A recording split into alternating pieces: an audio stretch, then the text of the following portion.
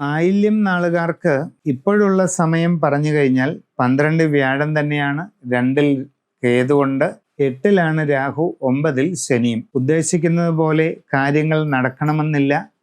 അപ്രതീക്ഷിതമായി പല കാര്യങ്ങളിലും തടസ്സങ്ങളുണ്ടാകാം.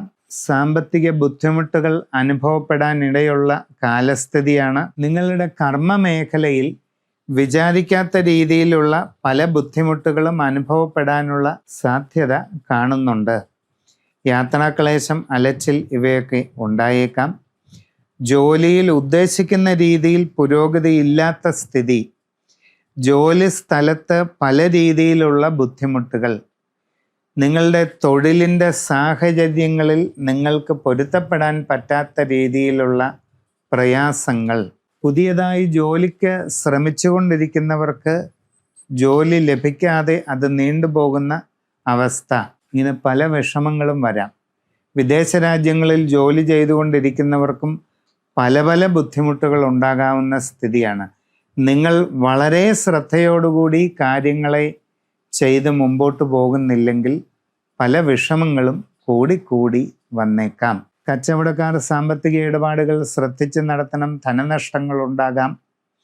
വിവിധ മേഖലകളിൽ സ്വന്തമായി ജോലി ചെയ്തുകൊണ്ടിരിക്കുന്നവർ വളരെ കരുതലോടുകൂടിയ പരിശ്രമം ആവശ്യമാണ്. ഇല്ലാത്ത പക്ഷം കർമ്മരംഗം ബുദ്ധിമുട്ടിലാകും.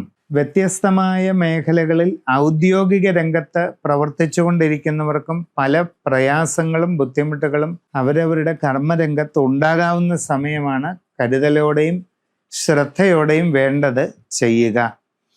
ബന്ധങ്ങളിൽ ചില വിഷമസ്ഥിതികൾ ഉണ്ടാകാം.